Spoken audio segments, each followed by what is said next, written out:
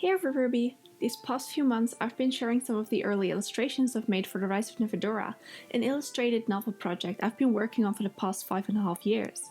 I figured by now it would be nice to share a little bit about the characters, their stories, and how I came up with their designs. December last year I started working on redesigns for the main characters with accompanying character sheets, including magic circles like the one I'm currently drawing in this video, and wing designs for the fairies. This has been a massive undertaking, and I'm still not quite finished yet as my main cast consists of 8 characters total, of which only 2 have been introduced in the story by now, and I'm also working on designs for the supporting cast while still working on the illustrations, but we're slowly making progress. Today, however, I'll limit myself to giving a little introduction to my protagonist, Chloë Joëlle Frostthorn. Let's dive into it.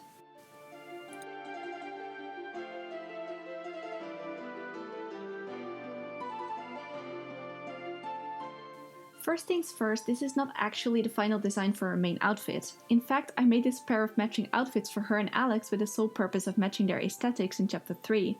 Both of them will receive an individual outfit along with the other main characters for Chapters 4/5 and onward, so I won't be diving much into her design here.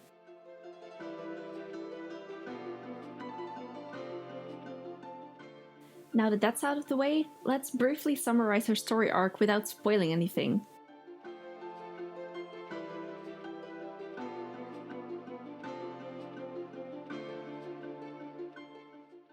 Chloë is a young fairy, otherwise known in my story as a youngling, who for reasons yet unbeknownst to the reader was hunted upon by a group called the Hunters, a group consistent of 3 skilled magicians with the sole purpose of hunting upon fairies and attaining their wings.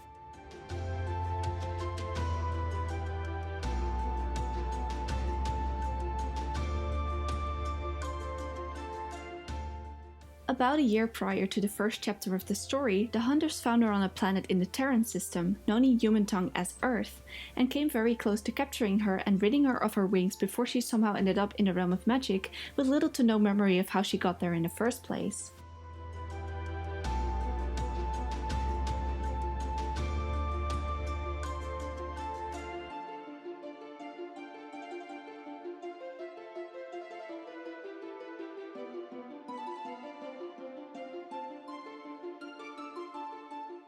Fast forward to the beginning of the actual story, she has found her way to a small part of her family residing on the moon Sylvia, one of the 7 moons of Evergreen, where she has now been staying for about half a year before the events of Chapter 1 take place.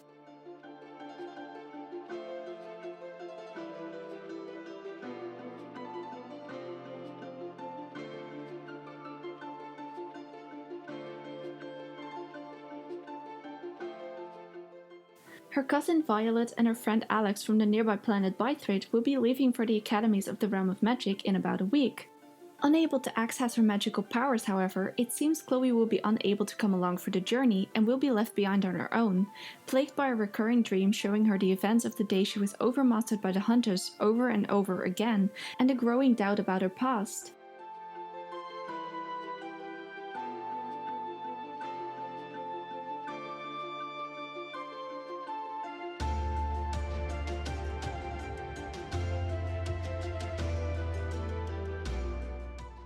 That is, until a slight deviation in her dream opens up an alternate course of events and an incident in the Nevedoran forest reawakens her powers.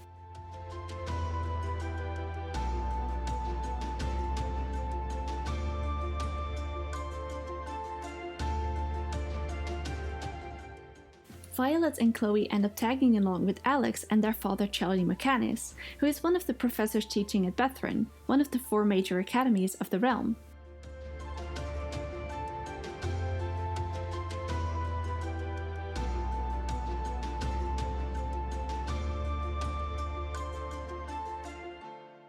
The professor drops them off at Arthville Academy, the one and only fairy school in existence. Yet upon arrival, Chloë is struck by an intangible familiarity that reignites her doubts about her own backstory and makes her question all she has known to be true so far.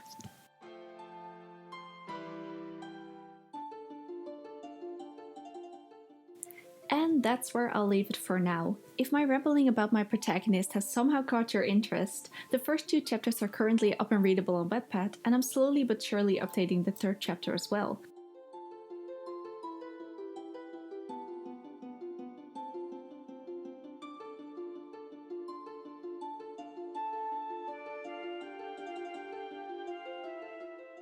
and as always, keep living the magic. Chloë Joëlle Frostthorn.